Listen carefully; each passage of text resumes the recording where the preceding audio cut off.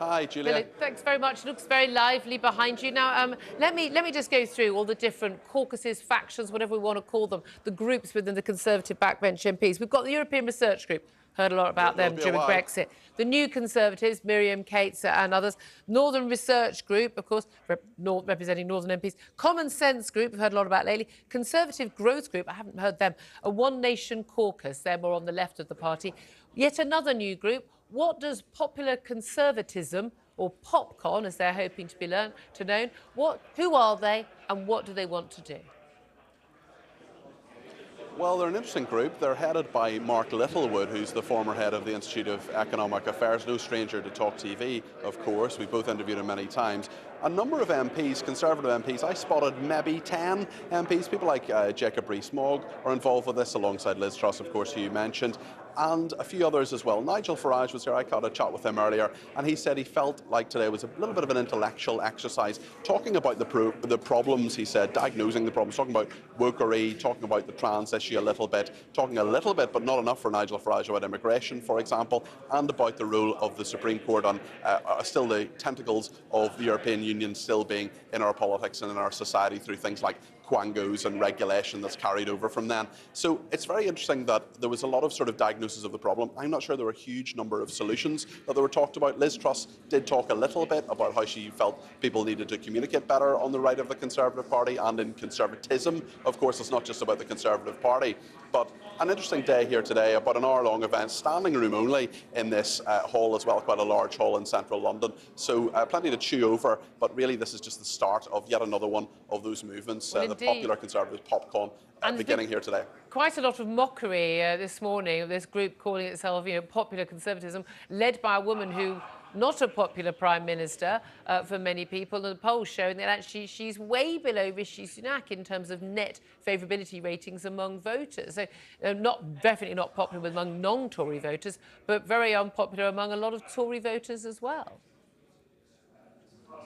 Yes, and Liz Truss saying what she said a lot since she stopped being Prime Minister, since she was thrown out as Prime Minister essentially, which is that the forces of the state and the forces of the sort of liberal left were forces that forced her out, and that her plan would have worked if she was given longer to do it. Now, there's a bit of that sentiment here today, and certainly her ideas and her vision is something that is shared by many people in this, or was shared by many people who were in this room until a few minutes ago when the event ended. But certainly she's making no apology for what she says, and she says that actually a lot of power is unaccountable, unelected. She talked about Keir Starmer, who would, in her belief, give a lot of power to his friends in Islington through quangos and so on. So really there is a sense that she said democratic accountability is needed, and that connection between the ruled and the rulers needs to come back in a way that it hasn't for a while. And she said that was essentially part of the problem, and that was a view echoed by other speakers as well. Yeah, indeed. I mean, that's the thing, actually. We all know that there is clearly a civil service and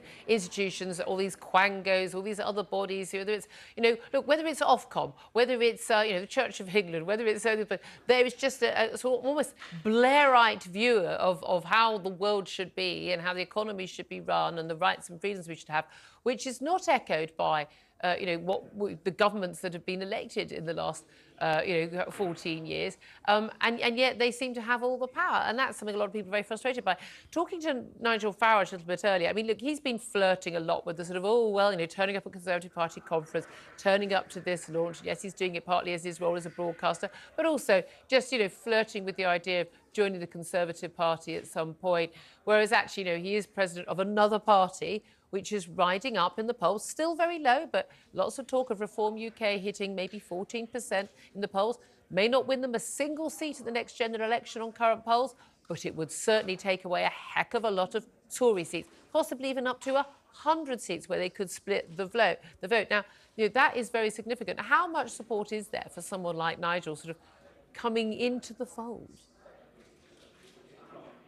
Well, it's really interesting talking to Nigel Farage, because he said that under no circumstances would he do any sort of deal along the lines of 2019 that was done with the Conservative Party, and that will lead into their vote. He said, I asked him outright, will he be standing as a candidate for Reform UK? He says he hasn't decided yet. I asked him about the Conservative Party as well and whether he could join a future Conservative Party. He said, let's see what happens and what the Conservative Party actually looks like after the next election, which he is convinced, as am I, that Labour will win and the Conservatives will lose badly. So there were sort of quite a few hypotheticals details there, but in terms of actual support, he said a lot of what the Popular Conservatives are talking about is in the Reform UK manifesto, but his thought was essentially that these ideas have been articulated, ventilated, whatever you want to call it, previously, and actually today was perhaps just a sense of telling us almost what we already know. It'll be interesting to see what the Popular Conservatives actually do, where they go with this and what their next steps are. Really, they were just asking people to sort of sign up on the website, grow the movement, is what Liz Truss was talking about as well. So it'll be interesting to see what they actually do, which we don't really know at the moment, and I'm not sure they do either. The reality is they can't really do very much. They're not a majority of the party. They're not in power.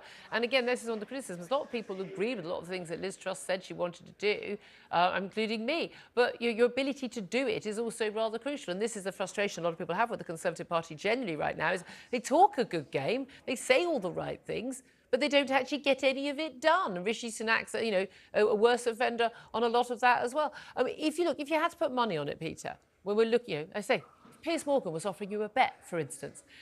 Would you expect that not just, everyone's now expecting, unless something radical changes and hits the polls, that the Tories will lose the election.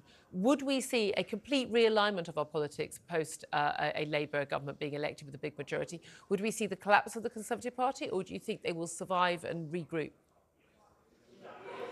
I think the Conservative Party could survive in a way that people don't really expect. I think it depends a lot on who loses. If we accept, and it's a big assumption, that a lot of the red wall is gone, well, that actually leaves quite a number of Liberal Conservatives, and the one nation side of conservatism could actually emerge in a way that we don't expect. So there are lots of what-ifs within this. I don't think I'd be taking a bet from Piers Morgan for £1,000, mainly because I don't have £1,000 to give back to him. But in terms of where the Conservative Party goes, the sentiment in this room was that the agenda is clear from Popular Conservatism, but their ability, as you say, to do it and to actually affect change, and for the Conservative Party in general to affect change after the next election, will be gone perhaps for a generation. But in terms of that alignment, it was interesting, a lot of talk today about the internationalist aspect of this. Jacob Rees-Mogg said Davos man is gone, and that was quite interesting as well, how international institutions were attacked, and a need for a sovereign state and an accountable government, and a government that can actually do things by itself was talked about quite a lot here today as well. And that's what many of our viewers and listeners, as we both know,